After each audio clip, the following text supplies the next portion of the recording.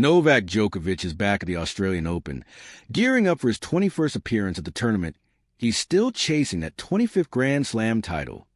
Though he has added to his total since winning the U.S. Open in 2023 still, Djokovic hit another milestone before arriving in Melbourne, even if it's not a major title.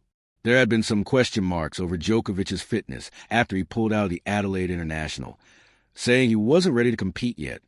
But those worries seem to have eased a bit now that he's been seen training ahead of the year's first Grand Slam. It was also a chance for him to catch up with friend and fellow Serbian athlete Nikola Jokic ahead of his Australian Open opener against Alex de Minaur. Novak Djokovic's preparations for the Australian Open have taken another step forward as he hit Rod Laver Arena less than a week before the tournament kicks off. The Serbian, who has won 10 of his 24 Grand Slam titles on this very court, was seen practicing with world number 19 Jiri Lehecka.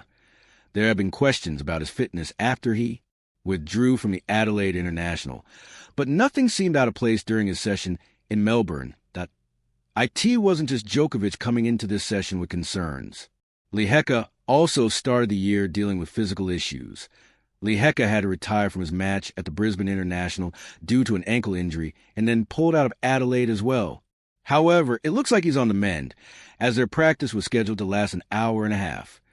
This isn't the first time Djokovic and Lehecka have shared Rod Laver Arena, as they also met in the fourth round of last year's tournament.